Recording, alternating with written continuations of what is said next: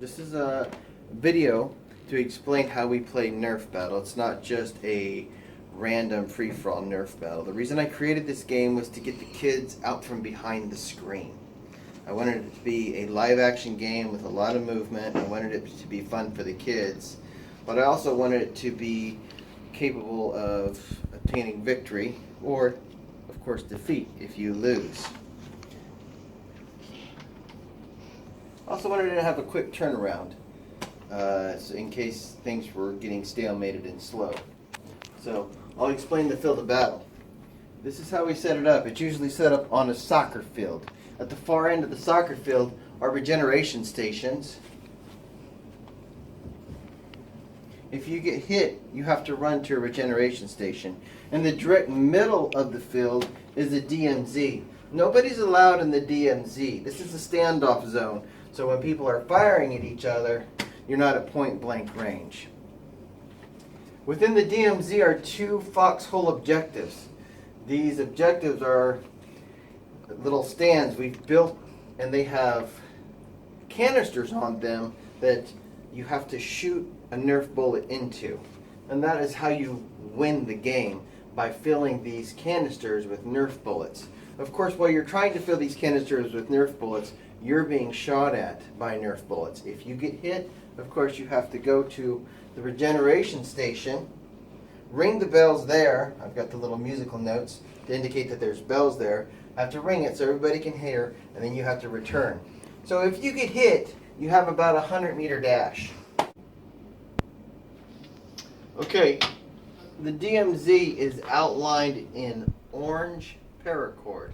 I've got a big long string of orange paracord that I walk off, and I stake this orange paracord down. If you enter into the DMZ, you're out and you have to go to the regeneration station. So everybody has to stay out of the DMZ. If a Nerf bullet falls in the DMZ, you cannot recover. It's out of play. If your gun drops in the DMZ, it's out of recover. It's out of play. You cannot recover it.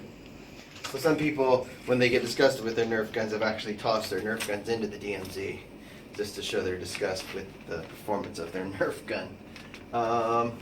So let's get into some actual gameplay. The game is started whenever both teams, which usually consist of 3 to 5 players, are at the regeneration stations. So both teams have to go to their respective regeneration stations and hold their guns up. When the guns are up on both sides, the referee says go.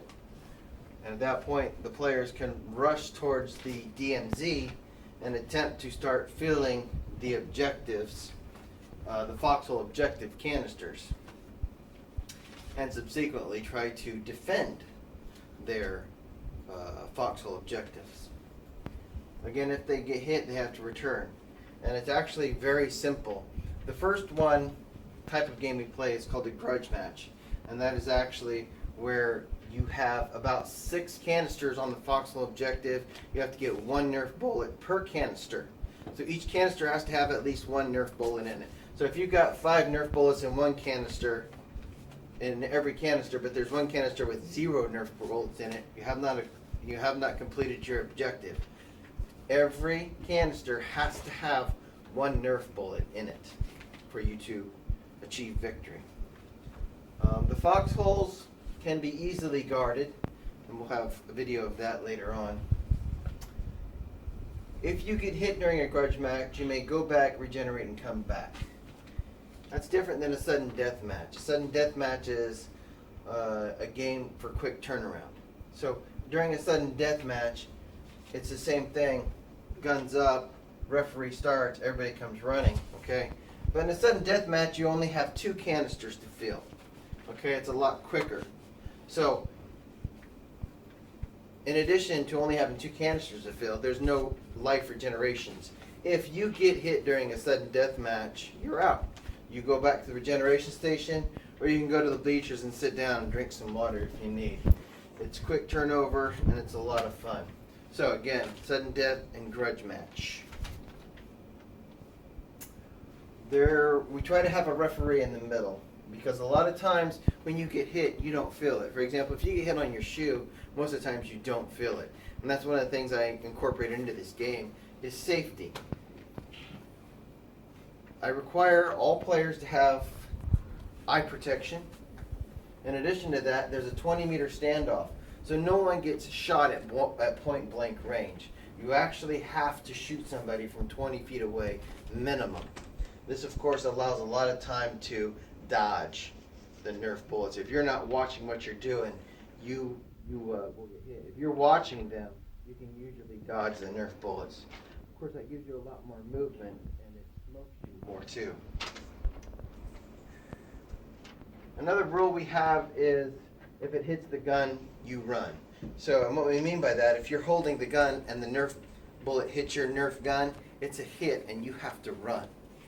If the referee says hit, you run. Because a lot of times you don't feel it hit you. Okay? And if you're not honest and the referee sees you not being honest, that referee is going to spend more time watching you than he's going to spend watching the other people, because you've already proved that you're not being honest. And if you're not honest, the game falls apart anyhow.